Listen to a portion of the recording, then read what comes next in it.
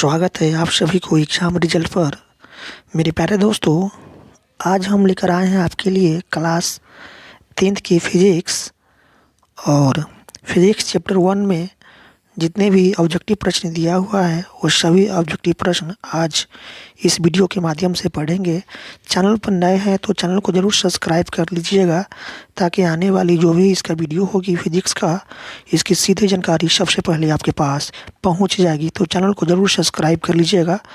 आज class 10th की physics जो ऑब्जेक्टिव प्रश्न दिया हुआ है चैप्टर 1 में, चैप्टर का नाम है आपके सामने दिया हुआ प्रकाश का परावर्तन तथा अपवर्तन। यह चैप्टर का नाम है आपका, और इस चैप्टर में जितने भी ऑब्जेक्टिव प्रश्न दिया हुआ है सभी ऑब्जेक्टिव प्रश्न को पढ़ेंगे। तो आगे की वीडियो देखने के लिए चैनल को सब्सक्राइब जरूर कर लीजिएगा।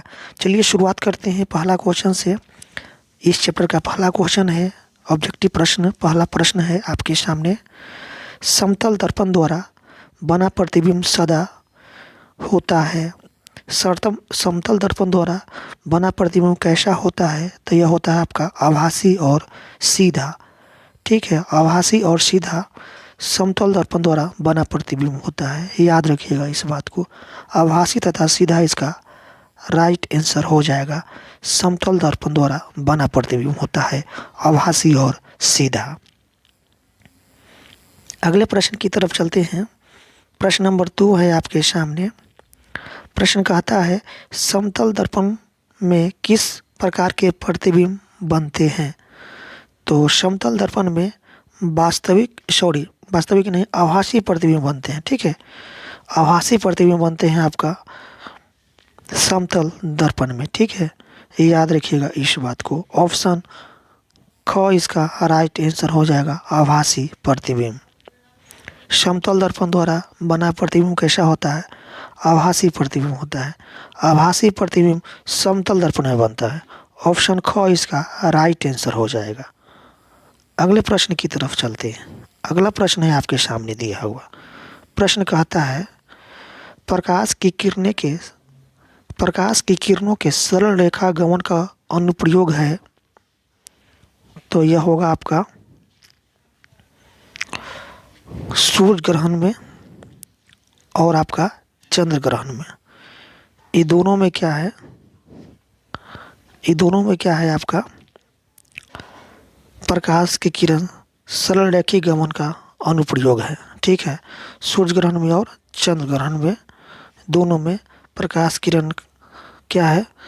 सरल रेखी गमन का अनुप्रयोग है। ऑप्शन जो है आपका क और ख दोनों राइट आंसर हो जाएगा। ठीक है, यानी घ होगा क और ख दोनों। सूर्य ग्रहण और चंद्र ग्रहण में प्रकाश की किरण जो है ना सरल रेखी गमन का अनुप्रयोग है। ठीक है, अगले प्रश्न की तरफ चलते हैं। प्रश्न नंबर 4 है आपके सामने दिया हुआ। प्रश्न कहता है, किसी वस्तु की छाया तभी बन सकती है जब प्रकाश की किरणें गमन करेगी। तो जब प्रकाश की किरणें सीधी रेखा में गमन करेगी तो वस्तु की छाया जो है ना तभी ही बन सकती है जब प्रकाश सीधी रेखा में गमन करेगी तब। ऑप्शन क इसका राइट आंसर हो जाएगा, सीधी रेखा में। किसी वस्तु की छाया तभी बन सकती है जब प्रकाश की किरण सीधी रेखा में गमन करेगी। ऑप्शन क इसका राइट आंसर हो जाएगा, सीधी रेखा। अगले प्रश्न की तरफ चलते हैं। प्रश्न कहता है आपके सामने, प्रश्न है, प्रकाश स्रोत के सामने एक ही रंग की छड़ी को खड़ा कर रख देने पर उसकी छाया कैसी होगी? प्रकाश स्रोत के सामने एक ही रंग की छड़ी को, ठीक है, खड़ा कर रख देने पर उसकी छाया किस तरह से होगी? तो काली रंग की होगी। ठीक है, कैसी छाया होगी? काली रंग की होगी, याद रखिएगा इस बात को, काली रंग की होगी। ऑप्शन ग इसका राइट आंसर हो जाएगा, काली रंग की होगी। अगले प्रश्न की तरफ चलते हैं। अगला प्रश्न है, किसी प्रकाश स्रोत के सामने एक रुकावट रख देने पर बनती है। तो किसी प्रकाश स्रोत के सामने एक रुकावट रख देने पर छाया बनती है। क्या बनती है? छाया बनती है। ऑप्शन क इसका राइट आंसर हो जाएगा।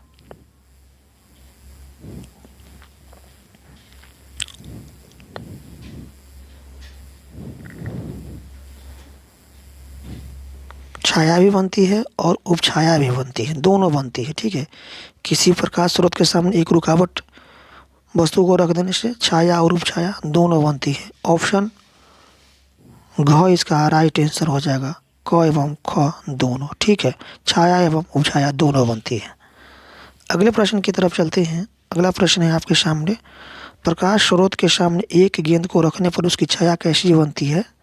तो प्रकाश स्रोत के सामने एक गेंद को रखने पर उसकी छाया वृत्ताकार बनती है। ठीक है, वृत्ताकार बनती है। ऑप्शन ख इसका राइट आंसर हो जाएगा, वृत्ताकार। अगले प्रश्न की तरफ चलते हैं। प्रश्न कहता है, दृष्टि के भौतिक अनुभूति को कहा जाता है। तो दृष्टि के भौतिक अनुभूति को प्रकाश कहते हैं। ठीक है, दृष्टि के भौतिक अनुभूति को प्रकाश कहते हैं। ऑप्शन क इसका राइट आंसर हो जाएगा। अगले प्रश्न की तरफ चलते हैं। अगला प्रश्न है, प्रकाश एक रूप है। तो प्रकाश एक रूप है आपका ऊर्जा का। ऑप्शन ख इसका राइट आंसर हो जाएगा, ऊर्जा का। अगले प्रश्न की तरफ चलते हैं। अगला प्रश्न है आपके सामने, किसी माध्यम में प्रकाश की किरणें माध्यम के कणों को क्या करता है? तो यह आपका गर्म करती है, प्रकाशित करती है, माध्यम के कोनों में गति प्रदान करती है। तो उत्तर हो जाएगा घ, क, ख, ग तीनों हो जाएगा। ठीक है, किसी माध्यम में प्रकाश की किरणें माध्यम के कोनों को गर्म करती है, प्रकाशित करती है, माध्यम के कोनों में गति प्रदान करती है। ऑप्शन घ इसका राइट आंसर हो जाएगा। ठीक है, क, ख, ग तीनों हो जाएगा इसका राइट आंसर। अगला प्रश्न की तरफ चलते हैं। अगला प्रश्न है, प्रकाश किस ऊर्जा का रूप है? तो यह विकिरण ऊर्जा का रूप है प्रकाश। ऑप्शन क इसका राइट आंसर हो जाएगा। अगले प्रश्न की तरफ चलते हैं। अगला प्रश्न है, प्रकाश तरंगे किस प्रकार की तरंगे होती है? तो प्रकाश तरंगे जो है विद्युत चुंबकीय तरंग होते हैं। विद्युत चुंबकीय तरंगे होते हैं। ऑप्शन ख इसका राइट आंसर हो जाएगा, विद्युत चुंबकीय तरंगे होते हैं प्रकाश। अगले प्रश्न की तरफ चलते हैं। अगला प्रश्न है आपके सामने, प्रकाश तरंगों के गमन करने के लिए किस प्रकार के माध्यम की आवश्यकता होती है?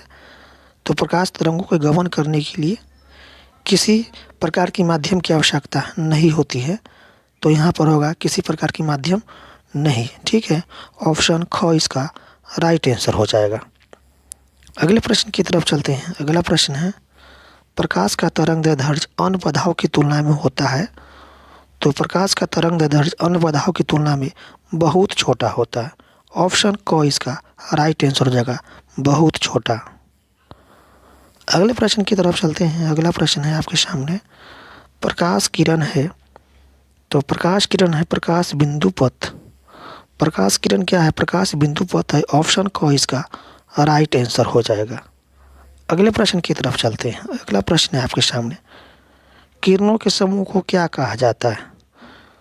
तो किरणों के समूह को किरण पुंज कहा जाता है। किरण पुंज कहिए या प्रकाश पुंज कहिए। ऑप्शन ग इसका राइट आंसर हो जाएगा। क और ख दोनों याद रखिएगा, किरणों के समूह को किरण पुंज या प्रकाश पुंज कहा जाता है। ऑप्शन ग इसका राइट आंसर हो जाएगा, क ख दोनों। अगले प्रश्न की तरफ चलते हैं। अगला प्रश्न है आपके सामने दिया हुआ, किसी उच्च कोटि की पॉलिश किए गए दर्पण अपने पर पड़ने वाले प्रकाश को परावर्तित करता है। तो यह क्या करता है बताइए? अपने ऊपर पड़ने वाले प्रकाश को क्या करता है? परावर्तित करता है, पूर्ण रूप से परावर्तित करता है। ऑप्शन क इसका राइट आंसर हो जाएगा, पूर्ण रूप से परावर्तित करता है। किसी उच्च कोटि की पॉलिश किए गए दर्पण अपने पर पड़ने वाले प्रकाश को पूर्ण रूप से क्या करता है? परावर्तित कर देता है। ठीक है, पूर्ण रूप से क्या कर देता है? परावर्तित कर देता है। ऑप्शन क इसका राइट आंसर हो जाएगा, पूर्ण रूप से परावर्तित, पूर्ण परावर्तन होता है पॉलिश किए हुए कांच पर प्रकाश का परावर्तन। अगले प्रश्न की तरफ चलते हैं। अगला प्रश्न है आपके सामने दिया हुआ, तेल लगा कागज होता है। तो तेल लगा कागज होता है पारभाषक, याद रखिएगा, पारभाषक होता है। ऑप्शन ग इसका राइट आंसर हो जाएगा। अगले प्रश्न की तरफ चलते हैं। अगला प्रश्न है, आधुनिक क्वांटम सिद्धांत के आधार पर प्रकाश को क्या कहा गया है? दोनों में से कुछ नहीं माना गया है। तरंग माना गया है? नहीं। कण माना गया है? नहीं। सही उत्तर सही है, नहीं। दोनों में से कुछ नहीं माना गया है, न तरंग माना गया है न कण माना गया है प्रकाश। किसके अनुसार? क्वांटम सिद्धांत के आधार पर। ठीक है, ऑप्शन ग इसका राइट आंसर हो जाएगा। दोनों में से कुछ नहीं माना गया है। अगले प्रश्न की तरफ चलते हैं। अगला प्रश्न है आपके सामने, सूर्य से आने वाला प्रकाश पुंज कैसा होता है? तो सूर्य से आने वाला प्रकाश पुंज समानांतर प्रकाश पुंज होता है। ऑप्शन ग इसका राइट आंसर हो जाएगा, समानांतर प्रकाश पुंज। अगले प्रश्न की तरफ चलते हैं। अगला प्रश्न है, प्रकाश की किरणें गमन करती है, तो ये सीधी रेखा में गमन करती है। प्रकाश की किरण, प्रकाश की किरण किस रेखा में गमन करती है? सीधी रेखा में गमन करती है। ऑप्शन क इसका राइट आंसर हो जाएगा। अगले प्रश्न की तरफ चलते हैं। अगला प्रश्न है, प्रकाश के परावर्तन के कितने नियम हैं? तो प्रकाश के परावर्तन के 2 नियम है, याद रखिए। कितने नियम है? 2 नियम है। अगले प्रश्न की तरफ चलते हैं। अगला प्रश्न है आपके सामने, फोकस पर अपसरित करने वाला किरण पुंज परावर्तन के बाद समानांतर हो जाती है किस दर्पण से? बताएं कि आंसर किस दर्पण से? तो ये आपका अवतल दर्पण से। अवतल दर्पण से क्या हो जाता है? परावर्तित हो जाता है। फोकस पर अपसरित करने वाला किरण पुंज परावर्तन के बाद परावर्तन के बाद समानांतर हो जाता है अवतल दर्पण से। याद रखिएगा, अवतल दर्पण से क्या हो जाता है? परावर्तन हो जाता है। अगले प्रश्न की तरफ चलते हैं। अगला प्रश्न है आपके सामने दिया हुआ प्रश्न, F बराबर R/2 सत्य है केवल? तो यह सत्य है आपका अवतल दर्पण में और उत्तल दर्पण में। ठीक है, ये दोनों दर्पण के लिए सत्य है। F बराबर R/2। ऑप्शन ग इसका राइट आंसर रहेगा, क ख दोनों। अगले प्रश्न की तरफ चलते हैं। अगला प्रश्न है आपके सामने दिया हुआ प्रश्न कहता है, किसी बीम का अवतल दर्पण द्वारा बना प्रतिबिंब आभासी, सीधा तथा बीम से बड़ा पाया गया है, वस्तु की स्थिति कहाँ होनी चाहिए? किसी बीम का अवतल दर्पण द्वारा बना प्रतिबिंब आभासी, सीधा तथा बीम से बड़ा पाया गया है। ठीक है, तो वस्तु की स्थिति कहाँ होनी चाहिए? वस्तु की स्थिति कहाँ होना चाहिए? तो वस्तु कहाँ होना चाहिए? तो दर्पण के ध्रुव तथा मुख्य फोकस के बीच। दर्पण के ध्रुव तथा मुख्य फोकस के बीच जब वस्तु होगा तो प्रतिबिंब सीधा, आभासी तथा वस्तु से बड़ा होगा। ऑप्शन ग इसका राइट आंसर हो जाएगा, दर्पण के ध्रुव तथा मध्य फोकस के बीच। ऑप्शन घ इसका राइट आंसर हो जाएगा। अगले प्रश्न की तरफ चलते हैं। अगला प्रश्न है आपके सामने। प्रश्न कहता है कि दर्पण की चौड़ाई को दर्पण का कहा जाता है, तो दर्पण की चौड़ाई को दर्पण का द्वारक कहा जाता है। क्या कहा जाता है? द्वारक कहा जाता है। ऑप्शन ख इसका राइट आंसर हो जाएगा। अगले प्रश्न की तरफ चलते हैं। अगला प्रश्न है आपके सामने।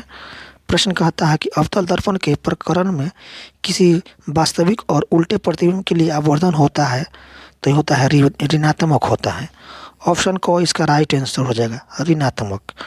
अगले प्रश्न की तरफ चलते हैं। अगला प्रश्न है आपके सामने, अवतल दर्पण में आभासी और सीधा प्रतिबिंब के लिए आवर्धन होता है, तो अवतल दर्पण में आभासी और सीधा प्रतिबिंब के लिए आवर्धन होता है धनात्मक होता है। ठीक है, आवर्धन कैसा होता है? धनात्मक होता है। अगले प्रश्न की तरफ चलते हैं। अगला प्रश्न है आपके सामने, नई कार्तीय चिन्ह परिपाटी के अनुसार दर्पण के सामने रखे गए बीम दूरी ली जाती है, तो क्या लिया जाता है? ऋणात्मक लिया जाता है। क्या लिया जाता है? ऋणात्मक लिया जाता है। ऑप्शन ख इसका राइट आंसर हो जाएगा। अगले प्रश्न की तरफ चलते हैं। अगला प्रश्न है आपके सामने दिया हुआ प्रश्न कहता है कि एक प्रयोग में अवतल दर्पण द्वारा किसी बीम का प्रतिबिंब एक पर्दे पर प्राप्त किया जाता है। दर्पण की फोकस दूरी को निर्धारित करने के लिए प्रयोगकर्ता को मापने की ज़रूरत है, तो यह मापने के लिए दर्पण तथा पर्दों के बीच की दूरी को, दर्पण तथा पर्दों के बीच की दूरी की मापने की ज़रूरत है। ऑप्शन क इसका राइट आंसर हो जाएगा। अगले प्रश्न की तरफ चलते हैं। अगला प्रश्न है आपके सामने। प्रश्न कहता है कि उत्तल दर्पण के प्रकरण में दर्पण द्वारा प्रतिबिंब सदैव आभासी एवं सीधा होता है तथा आवर्धन होगा, तो आवर्धन क्या होगा, धनात्मक होगा। उत्तल दर्पण में आवर्धन क्या होगा, धनात्मक होगा। ऑप्शन क इसका राइट आंसर हो जाएगा। अगले प्रश्न की तरफ चलते हैं। अगला प्रश्न है, किसी दर्पण का उपयोग सामान्यतः वाहनों का पश्च दृश्य दर्पण के रूप में किया जाता है। कौन सा दर्पण का, तो ये आपका है उत्तल दर्पण का। उत्तल दर्पण का उपयोग जो है ना, वाहनों का पश्च दृश्य देखने के दर्पण के रूप में उपयोग किया जाता है। ठीक है, ऑप्शन ग इसका राइट आंसर हो जाएगा। ठीक है, मोटर गाड़ी में जो है ना, साइड मिरर के रूप में इसी दर्पण का उपयोग किया जाता है, उत्तल दर्पण का। याद रखिएगा इस बात को, उत्तल दर्पण का उपयोग वाहनों में साइड मिरर के रूप में किया जाता है। अगले प्रश्न की तरफ चलते हैं। अगला प्रश्न है, उत्तल दर्पण में किस प्रकार का प्रतिबिंब बनता है, तो आभासी प्रतिबिंब बनता है। उत्तल दर्पण में कैसा प्रतिबिंब बनता है, आभासी प्रतिबिंब बनता है। ऑप्शन ख इसका राइट आंसर हो जाएगा। अगले प्रश्न की तरफ चलते हैं। अगला प्रश्न है आपके सामने दिया हुआ। प्रश्न कहता है कि दाढ़ी बनाने के लिए उपयुक्त गोलीय दर्पण में सीधा प्रतिबिंब प्राप्त करने के लिए चेहरे को रखना चाहिए, तो चेहरे को कहाँ रखना चाहिए, तो इनमें से कोई नहीं होगा इसका आंसर। ठीक है, इनमें से कोई नहीं इसका राइट आंसर हो जाएगा। अगले प्रश्न की तरफ चलते हैं। प्रश्न कहता है, प्रश्न है कि वास्तविक वस्तु का हमेशा सीधा प्रतिबिंब बनाने वाला दर्पण होता है, तो यह आपका समतल उत्तल दर्पण जो होता है, वास्तविक वस्तु का हमेशा सीधा प्रतिबिंब बनाने वाला दर्पण होता है। ऑप्शन इसका जो है ना, क इसका राइट आंसर हो जाएगा, समतल उत्तल। अगला प्रश्न है आपके सामने कि वास्तविक प्रतिबिंब की प्रकृति कैसी होती है, तो वास्तविक प्रतिबिंब जो होता है ना, हमेशा का उल्टा होता है। ठीक है, याद रखिएगा इस बात को। ऑप्शन ख इसका राइट आंसर हो जाएगा, उल्टा। अगला प्रश्न है आपके सामने। प्रश्न कहता है, दाढ़ी बनाने में किस प्रकार के दर्पण का उपयोग किया जाता है, तो अवतल दर्पण का उपयोग किया जाता है दाढ़ी बनाने में। ऑप्शन क इसका राइट आंसर हो जाएगा। अगले प्रश्न की तरफ चलते हैं। अगला प्रश्न है, प्रश्न कहता है आपके सामने कि 20 सेंटीमीटर फोकस दूरी वाले अवतल दर्पण को सूर्य प्रकाश के सामने रखा जाता है। प्रधान अक्ष पर एक खास बिंदु पर कागज का कतरन जल उठता है। इस बिंदु की दूरी दर्पण से होगी तो 20 सेंटीमीटर। कितना होगा, 20 सेंटीमीटर होगा। अगले प्रश्न की तरफ चलते हैं। अगला प्रश्न है, गोलीय दर्पण की वक्रता त्रिज्या 40 सेंटीमीटर है, तो उसकी फोकस दूरी क्या होगा, तो फोकस दूरी एफ बराबर जानते हैं r/2 होता है। ठीक है, एफ बराबर क्या होता है, r/2 होता है। तो एफ दिया हुआ है 40, वक्रता त्रिज्या आर दिया हुआ है 40, एफ निकालना है तो 40/2 कर देंगे, तो यहाँ पर जगह 20 हो जाएगा। याद रखिएगा, यहाँ पर इसका फोकस दूरी कितना हो जाएगा, 20 सेंटीमीटर हो जाएगा। क्यों, क्योंकि एफ बराबर क्या होता है, एफ बराबर क्या होता है, r/2 होता है। ठीक है, अगले प्रश्न की तरफ चलते हैं। अगला प्रश्न है आपके सामने, मुख्य अक्ष दर्पण के ध्रुव पर, तो मुख्य अक्ष दर्पण के ध्रुव पर जो होता है अविलंब, क्या होता है, अविलंब है। मुख्य अक्ष दर्पण के ध्रुव पर क्या है, अविलंब है। ठीक है, ऑप्शन क इसका राइट आंसर हो जाएगा।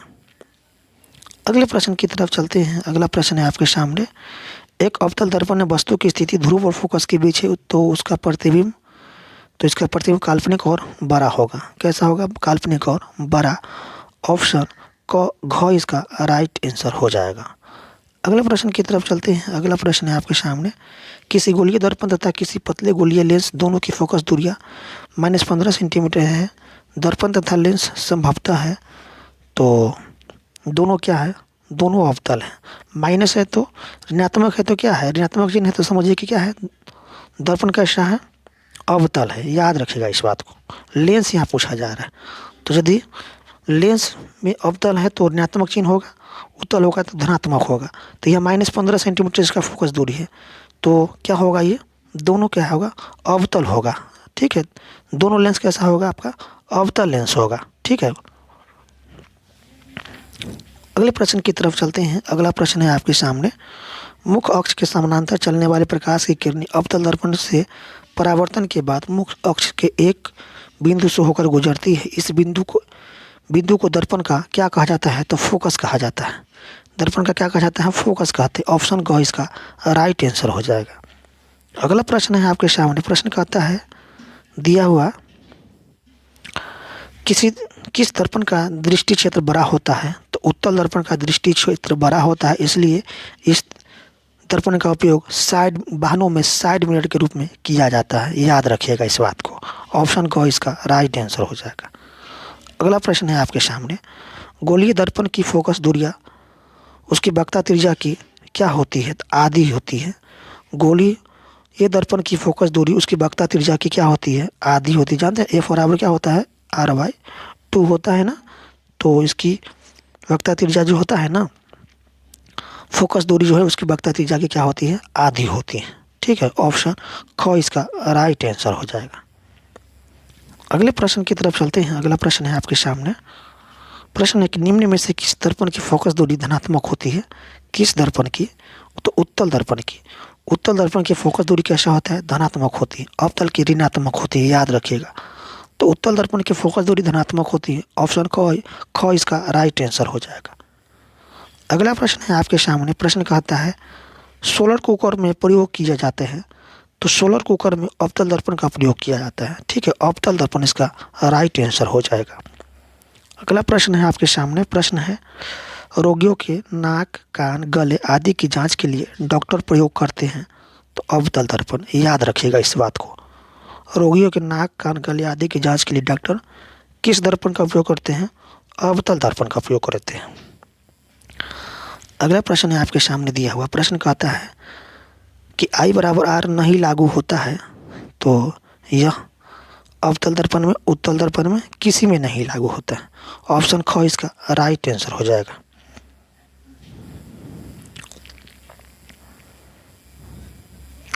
अगला प्रश्न है आपके सामने।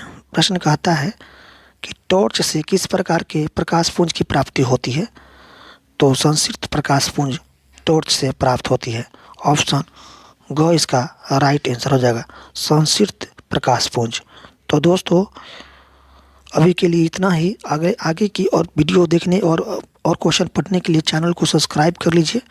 फिर इस चैप्टर का बचा हुआ क्वेश्चन को नेक्स्ट वीडियो में लेकर आता हूं, तो चैनल को सब्सक्राइब कर लीजिए। वीडियो को अधिक से अधिक अपने दोस्तों में ज़रूर शेयर कीजिएगा। देखने के लिए धन्यवाद।